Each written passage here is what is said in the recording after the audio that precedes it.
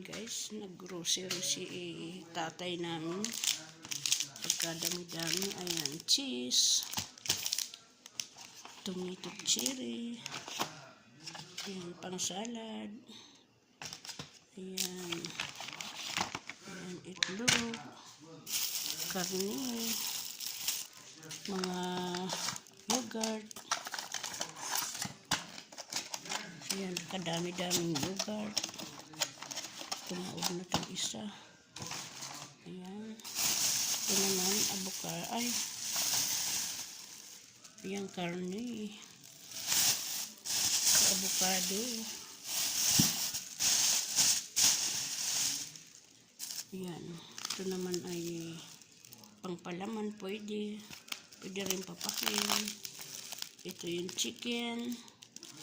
Ito naman ata ay meat. Ayan.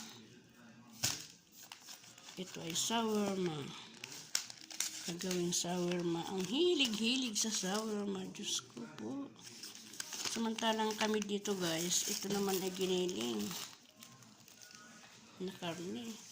Samantalang guys, kami dito sa bahay ay lilima na lang kami. Kasi yung panganay nasa abroad na ngayon. Ito naman hugas. Ito sa ilalim. Oreo. Ito naman, Indomie. Salmon. Naku, makarona. Nakakaumay yung makarona. Ito ay chicken cube. Yan, salmon. Yan. Bismillah.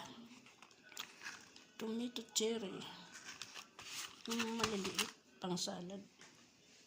Ito naman yung binili sa amin. Ulo ng salmon. Ayan. At may isda pang linisin. Ito naman ano kaya ito? Cheese. Ito pang pizza. Asin. Pang salad. Ano naman kaya ito? Suka. Oh, ang dami pa namin dyan. Ketchup. Ayan, may karne. At binilan din kami ng ano ba to? Balon-balunan. Dalawa pa naman yung balon-balunan. Saka isang atay. Ayaw ko naman ng balon-balunan eh. Matigas kasi eh. Ayan. May cucumber. Ito naman roman. Ayan, roman. Ang lalaki niya. Pang salad. Ito naman, ano kaya ito?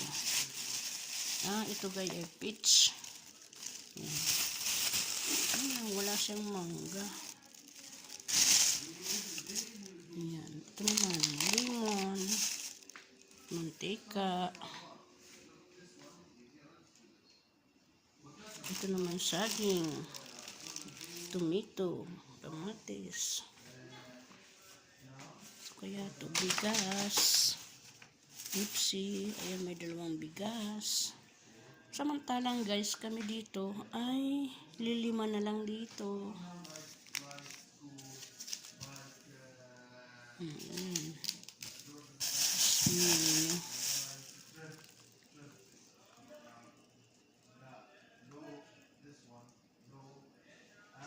Pagkadami, ano kaya ito?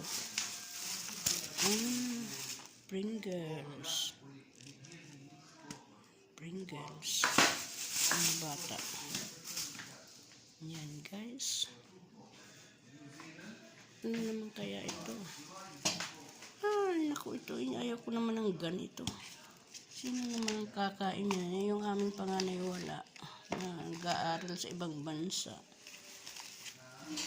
Shawarma. Kahilig-hilig talaga yung shawarma. Ayan guys.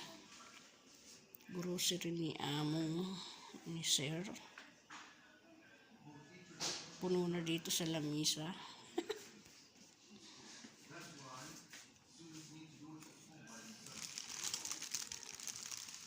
Ang pinabibili ko lang naman ay cheese kasi wala na kaming cheese. at saka kubos, at saka toast, sliced bread. Ito naman namili na ngayon, napakarami. Diyos ko. Yan. Grocery more. Napuno yung lamisa namin.